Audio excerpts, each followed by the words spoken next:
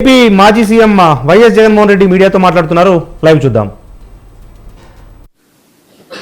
66 లక్షల మంది అవ్వాతాతలకు,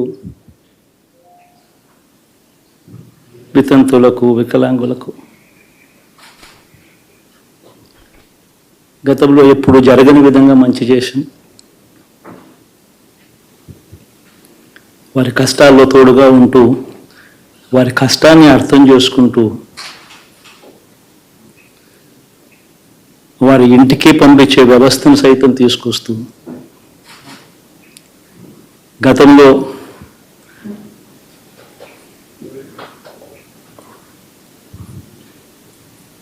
మా ప్రభుత్వం అధికారంలోకి రాకమునుపు ఇస్తా ఉన్న చాలని పెన్షన్ నుంచి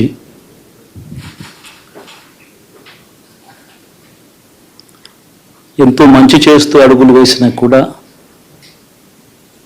ఆ అవ్వాతాతలు చూపిన ఆప్యాయత ఏమైందో కూడా తెలియడం లేదు. దాదాపుగా 1,05,00,000 మందికి, పొదుపు సంఘాల అక్క చెల్లెమ్మలకు మంచి జరిగిస్తూ వారి కష్టాలనే మా కష్టాలుగా భావిస్తూ ఇచ్చిన ఏ మాట తప్పకుండా అన్ని రకాలుగా వాళ్ళకు అండగా ఉంటూ ఆసరాతో తోడుగా ఉన్నాం. 0 వడ్డీతో సైతం అండగా ఉన్నాం. చేయూత సైతం తోడుగా ఉంటూ నిలిచాం. మరి ఆ 1,05,00,000 మంది అక్క చెల్లెమ్మల ప్రేమాభిమానాలు ఏమయ్యాయో తెలియవు. 26 లక్షల మంది చేయూతను అందుకుంటున్న అక్క చెల్లెమ్మలు, వారి ఆప్యాయత ఏమైందో తెలీదు.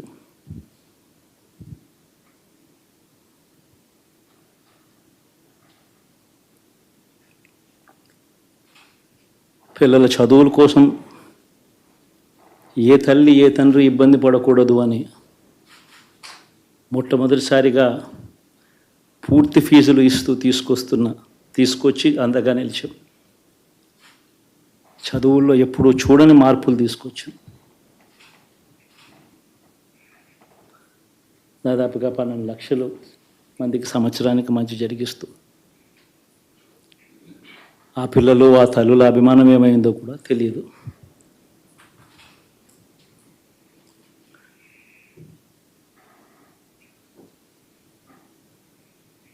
దాదాపుగా 54 లక్షల మంది రైతన్నలకు గతంలో ఎప్పుడూ చూడని విధంగా, జరగని విధంగా పెట్టుబడికి సహాయంగా అందించే కార్యక్రమం మొట్టమొదటిగా జరిగింది మన ప్రభుత్వం వచ్చాకే.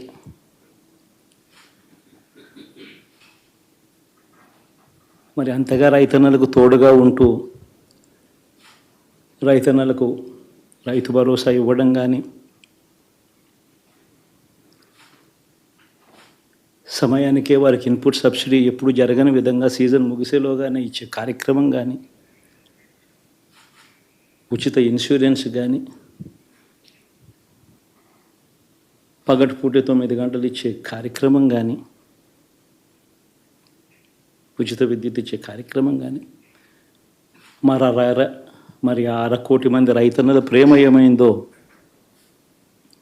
తెలియదు.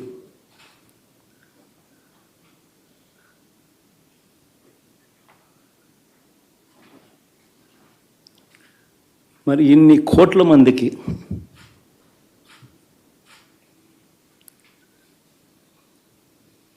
పేదవాడికి తోడుగా ఉంటూ ఆటో డ్రైవర్లు నడుపుకుంటా ఉన్నవాళ్ళు ఆటోలు దోలుకుంటూ, టాక్సీలు దోలుకుంటూ ఇబ్బంది పడకూడదని వారికి అండగా ఉంటూ ఓ వాహనమిత్ర,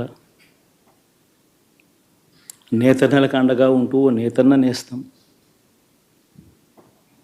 మత్స్యకారులకు తోడుగా ఉంటూ మత్స్యకార భరోసా, ఫుట్పాత్ మీద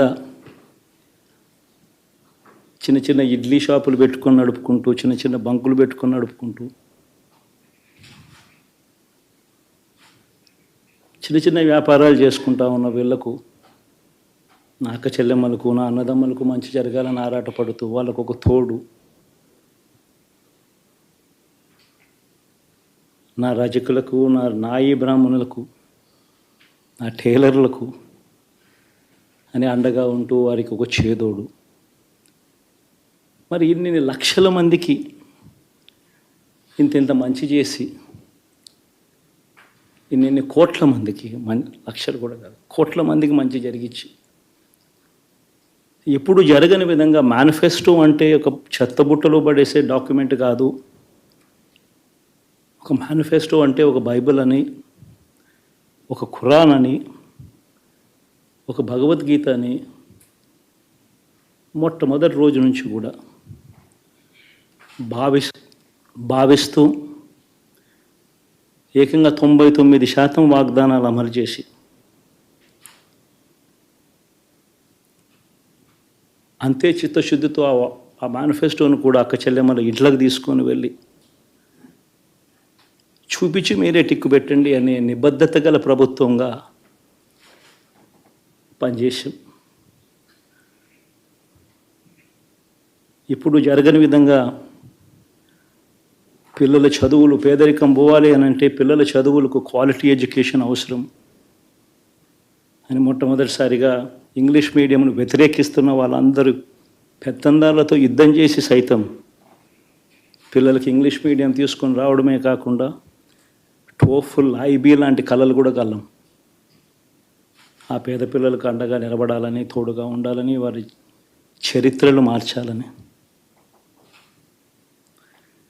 ఎప్పుడు చూడని విధంగా గ్రామ స్థాయిలోనే సచివాలయ వ్యవస్థ, వాలంటీర్ల వ్యవస్థ తీసుకొచ్చి ప్రతి ఇంటికి సేవను అందించే కార్యక్రమం చేశాం.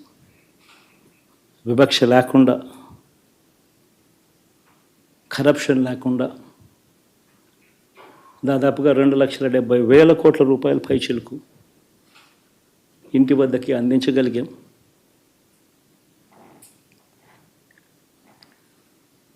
ఇప్పుడు చూడని మార్పులు తీసుకురావడమే కాకుండా ఒక చదువుల రంగం అయితేనేమి, ఒక విద్యారంగం, ఒక వ్యవసాయ రంగం అయితేనేమి, ఒక వైద్య రంగం అయితేనేమి, ఏ పేదవాడు ఎప్పుడూ ఇబ్బంది పడకూడదు అని ఎప్పుడు ఊహించని విధంగా మార్పులు తీసుకొస్తూ పేదవాడికి అండగా నిలబడగలిగాం. విమెన్ ఎంపవర్మెంట్ అంటే ఇది, మహిళా సాధికారత ఇది అంటే ఇది అని ప్రపంచానికి చాటి చెప్పగలిగాం. సోషల్ జస్టిస్ అంటే, సామాజిక న్యాయం అంటే ఇది అని ప్రపంచానికి చూపించగలిగాం. మరి ఇన్ని గొప్ప మార్పులు చేసిన తర్వాత, ఇన్ని కోట్ల మందికి మంచి జరిగిన తర్వాత మరి అభిమానం ఏమైందో, ఆ ఆప్యాయత ఏమైందో తెలీదు.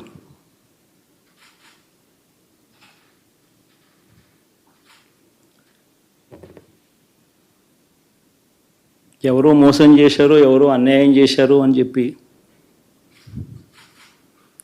అనొచ్చు, కానీ ఆధారాలు లేవు.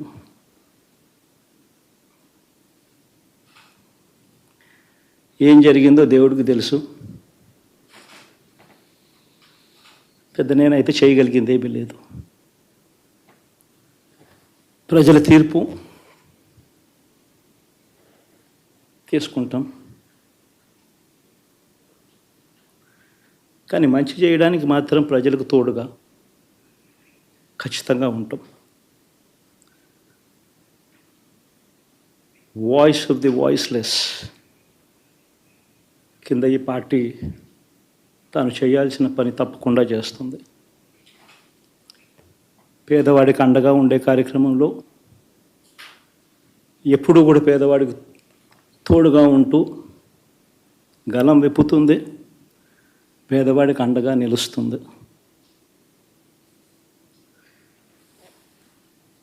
పెద్ద పెద్ద వాళ్ళ కూటమి ఇది, ఢిల్లీలో సైతం శాసించే పరిస్థితుల్లో ఉన్న కూటమి ఇది.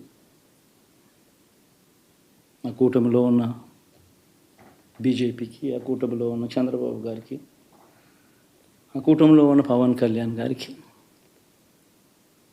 అందరికీ కూడా వాళ్ళ గొప్ప విజయానికి అభినందనలు.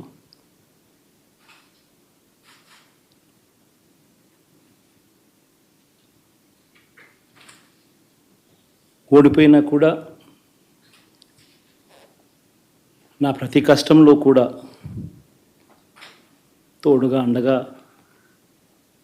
నిలబడిన నా ప్రతి నాయకుడికి, ప్రతి కార్యకర్తకు, ప్రతి వాలంటీర్కు, ప్రతి ఇంట్లో నుంచి వచ్చిన ప్రతి స్టార్ క్యాంపెయినర్గా నాకు తోడుగా నిలబడిన నా అక్క చెల్లెమ్మలకు, అన్నదమ్ములకు, మీ అందరికీ మనస్ఫూర్తిగా మీ అందరికీ కూడా కృతజ్ఞతలు తెలియజేస్తా ఉన్నాను. ఏం జరిగిందో తెలియదు కానీ ఏమి చేసినా, ఎంత చేసినా ఇంకా 40% ఓటు బ్యాంకు మాత్రం తగ్గించలేకపోయారు. ఖచ్చితంగా మళ్ళీ ఇక్కడి నుంచి లేస్తాం.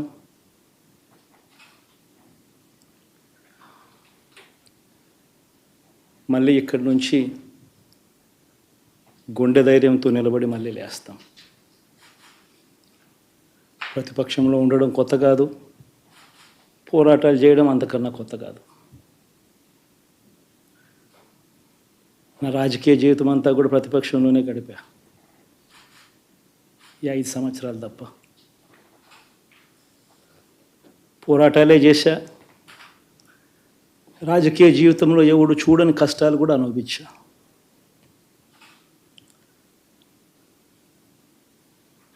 ఇప్పుడు అంతకన్నా కష్టాలు ఏదైనా పెట్టినా కూడా సిద్ధంగా ఉన్నాం, సిద్ధంగా ఎదుర్కొంటాం. ఆల్ ది వెరీ బెస్ట్ గవర్నమెంట్లోకి వచ్చిన వాళ్ళకు. Thank you.